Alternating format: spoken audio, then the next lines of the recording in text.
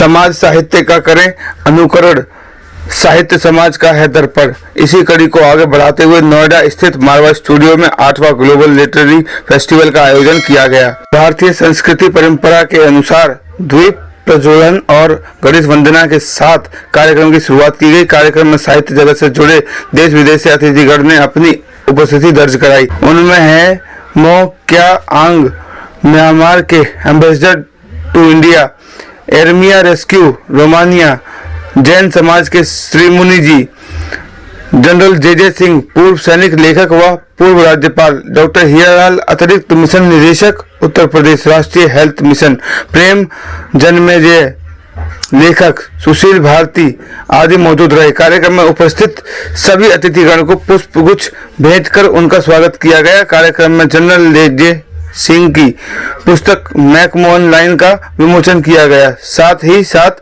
Painting exhibition का भी उद्घाटन किया गया। ICMEI के संस्थापक संदीप मारवा ने कार्यक्रम में उपस्थित सभी लोगों को शुक्रिया अदा किया और सभी से अपील की वे रोज कुछ न कुछ लिखें और पढ़ें। रोज लिखने और पढ़ने का फायदा बताया कि रोज लिखने से आपको याद रहेगा कि आपने क्या पढ़ा है और मेहनत करने के लिए प्रेरित किया। सभी काम को पूरी मेहनत और ईमानदारी से करने के लिए आपके अंतर्मन में भावना होनी चाहिए।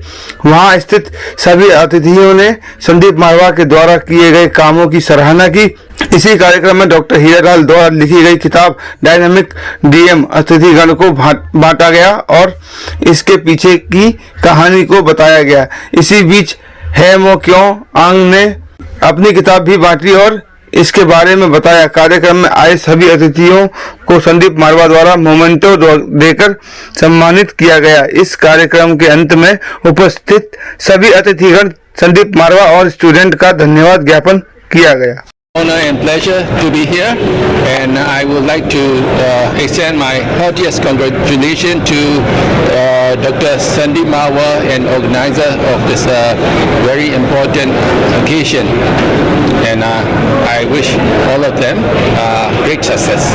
So what you feel today? What's your experience about today? Oh, this is a great event. I am very much impressed by today event. I would like to congratulate Mr. Sandeep Marwa for the initiative that he has taken to promote Indian art, culture and literature, and also to give a message of peace, love and unity. Our ancient scriptures have always believed the world is one, and therefore we have a very rich tradition of peaceful existence with our neighbors.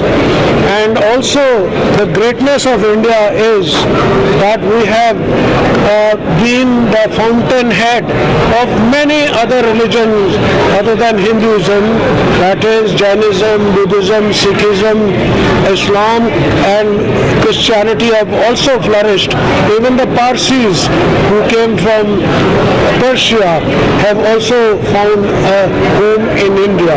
So India is a true representation of unity in diversity and unity amongst neighbors and different religions and different ideological backgrounds.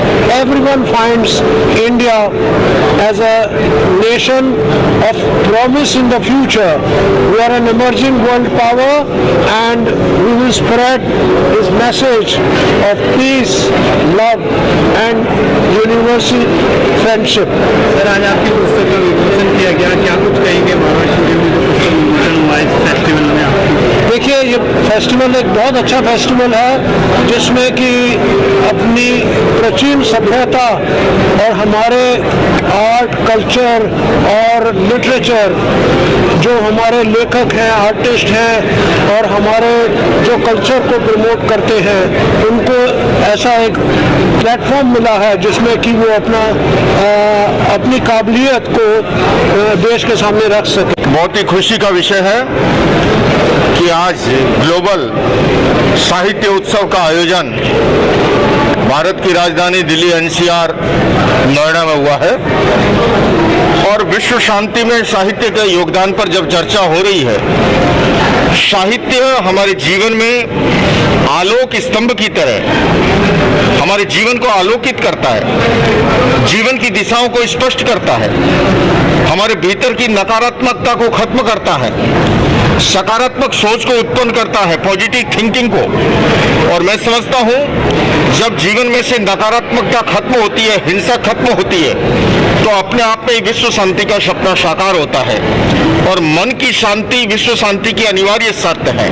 साहित्य के द्वारा हम अपनी मन की शांति को भी प्राप्त कर सकते हैं और उसी तर्ज पर सुधरे व्यक्ति समाज व्यक्ति से राष्ट्र स्वयं सुधरेगा, वैश्विक शांति की दिशा में भी आगे बढ़ सकते हैं। तो निश्चित रूप से मैं मारवा स्टूडियो का संदीप मारवा जी को बहुत बहुत धन्यवाद और साधुवाद अहिंसा विश्व भारती संस्था की ओर से, जैन धर्म की ओर से देना चाहता हूँ, क्योंकि ऐसे साहित्य के सम्मेलनों से ही हमारी पूरी दुनिया के अंदर शांति का मार्ग प्रशस्त होगा। साहित्य समाज का आईना है, आपने बहुत ही अच्छा स्पीच दिया, बहुत ही अच्छा लगा मुझे। इसके बारे में देखिए, आर्ट एंड कल्चर, इसमें बहुत सारी चीज़ें समाहित हैं।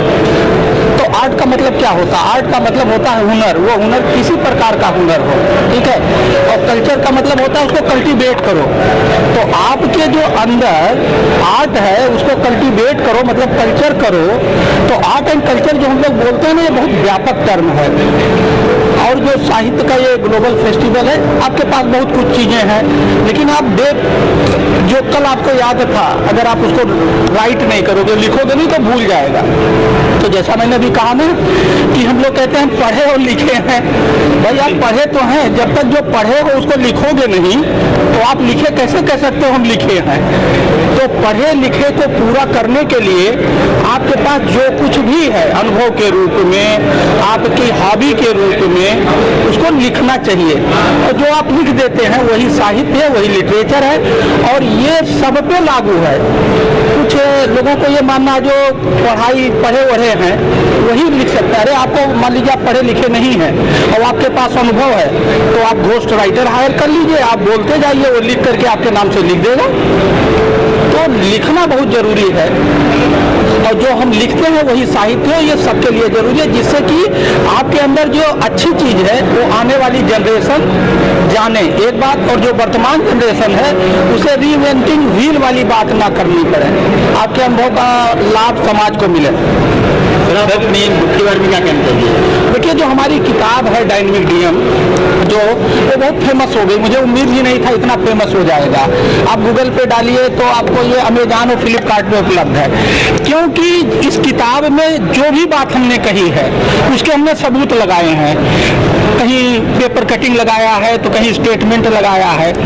तो वो जो भी स्टेटमेंट है, जैसे पानी 1 मीटर 34 सेंटीमीटर जल समस्या को दूर करने के लिए बांदा में हमने जो 1 मीटर 34 सेंटीमीटर पानी कंजर्वेशन के माध्यम से किया, उसका हमने सबूत दिया है। 2019 के लोकसभा चुनाव में 10.5% हाईएस्ट वोटिंग परसेंटेज बढ़ाया, उसके हमने सबूत दिए हैं। तो गवर्नेंस जो है, देखो इस देश में 3 ही मुख्य पोस्ट है, पीएम, सीएम और डीएम। तो डीएम को सब जानना चाहते हैं कि डीएम है क्या, क्या करता है और कैसे करता है। तो जो वो जानने की जिज्ञासा है डीएम को, वो हमारी किताब उस जिज्ञासा की पूर्ति करती है। इसीलिए ये बहुत पॉपुलर हो गया है और ये अमेजॉन फ्लिपकार्ट पे उपलब्ध है। और इसका गुजराती वर्जन, गुजराती में ट्रांसलेशन, उसका लोकार्पण हम लोग 8 तारीख को अहमदाबाद में करने जा रहे हैं। Sir, love, peace and unity, love and art and culture को आप क्या मैसेज देना चाहेंगे?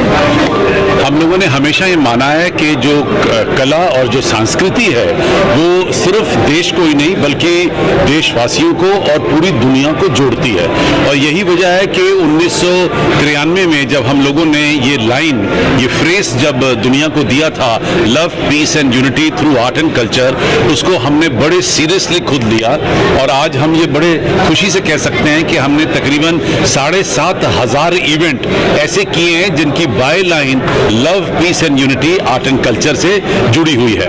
हमारा मकसद ही यही है कि हम देश को और दुनिया को ये संदेश देना चाहते हैं कि आप पूरी दुनिया को इन तीनों चीज़ों को सामने ला सकते हैं कलाओं के जरिए, और चाहे वो फिल्म हो, टीवी हो, मीडिया हो, आर्ट हो, कल्चर हो, और कल्चर का और आर्ट का कोई भी हिस्सा।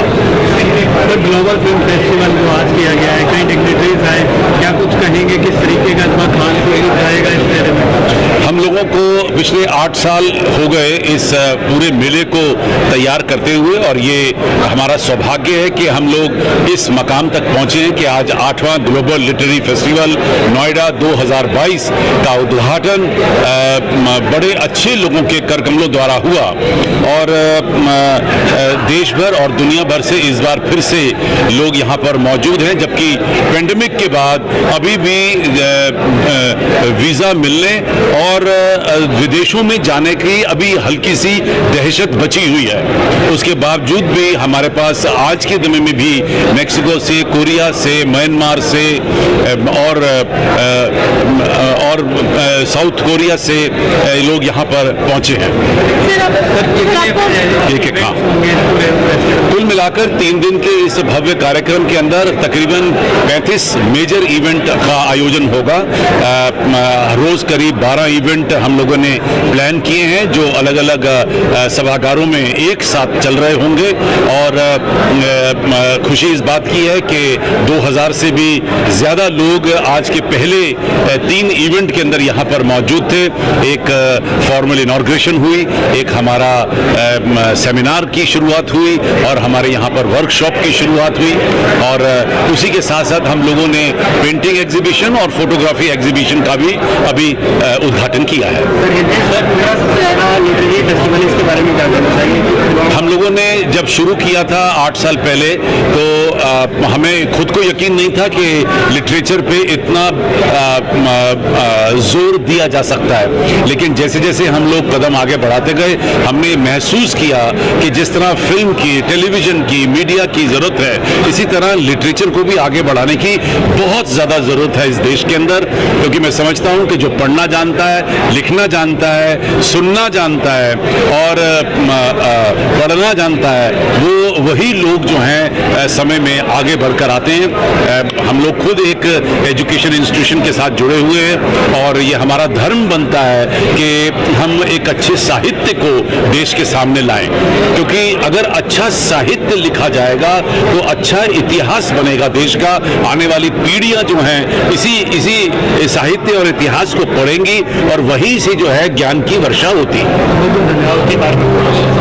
देखिए, ऐसा है कि साहित्य है तो समाज है, समाज है तो साहित्य है, दोनों एक दूसरे के पूरक हैं। जैसे मैंने पहले भी कहा, आज बोलते हुए भी वहाँ पर बोला था कि साहित्य जो है मनुष्य के सभ्य होने का उद्घोष है। जब मनुष्य सभ्य हुआ, जब उसको लगा कि मुझे अपनी मेरी संवेदनाएं दूसरे की संवेदनाएं मेरी होनी चाहिए, तो तब जो है साहित्य जीवन में आया। और साहित्य जो है वही वैश्विक सोच रखता है।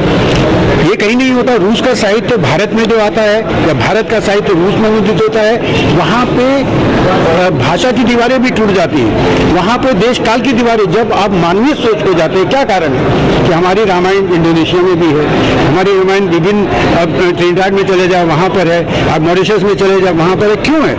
उसका कारण मूलतः यही है कि साहित्य जो है वो दीवारों को नहीं मानता, वो मानवता को मानता है। और जैसे कि मैंने कहा कि हर साहित्यकार का, इसीलिए जो कामू ने कहा है, मुख्य उद्देश्य यही है कि मनुष्य सभ्यता जो निरंतर अपने आप को नष्ट कर रही है, उसको नष्ट होने से कैसे बचाया जाए, उसकी रक्षा करना। सर, ग्लोबल लिटरेरी फेस्टिवल में आप आए हैं, क्या कुछ कहेंगे? यहाँ कैसा आपको एक्सपीरियंस मिला, क्या कुछ बताना चाहेंगे? देखिए, इसके साथ मेरा इतिहास बहुत पुराना है, इससे पहले भी आया हूँ, तो मैं तो कहूँगा कि मैंने इसको अंकुर से वट वृक्ष बनते हुए देखा। मतलब एक अंकुर की तरह, तो जिस तरह देखना, तो सबसे अच्छी चीज़ मुझे जो लगती है, क्या है कि ज़्यादातर हम लोग साहित्य का मंच अलग होता है, संगीत का मंच अलग होता है, कला का मंच अलग होता है, चित्रकार का मंच अलग होता है। जहाँ पर साहित्य, कला, संगीत, इसकी त्रिवेणी बहती है, तीनों नदियाँ जैसे एक जगह आती हैं, तीनों जगह नदियाँ जैसे एक जगह आके एकत्रित हो गई हैं, इस तरह का संगम है। और ये संगम बनाया है डॉक्टर मरवा ने, संदीप मरवा ने। उन्होंने एक संगम का निर्माण किया है, जो हम लोग साहित्य उत्सव चाहे कहते हैं, पर ये विभिन्न प्रकार की संस्कृति, विभिन्न प्रकार की चीजें हैं। और मैंने कहा भी कि कोरोना के समय में उन्होंने जिस तरह से वेबिनार के माध्यम से काम किया, नारी शक्ति को इतनी सम्मानित किया, उन्होंने एक चिकित्सक की भूमिका निभाई, एक मनोवैज्ञानिक चिकित्सक की भूमिका निभाई। इतने सारे लोगों को उन्होंने एक तरह से ठीक किया, उनके अवसाद को ठीक किया। तो मैं उनका भी शुक्रगुजार हूँ। और मुझे सबसे अच्छा लगता है कि जो यहाँ पे युवाओं की फौज है, युवाओं की शक्ति है, तो आपको संस्कार दे रहे हैं।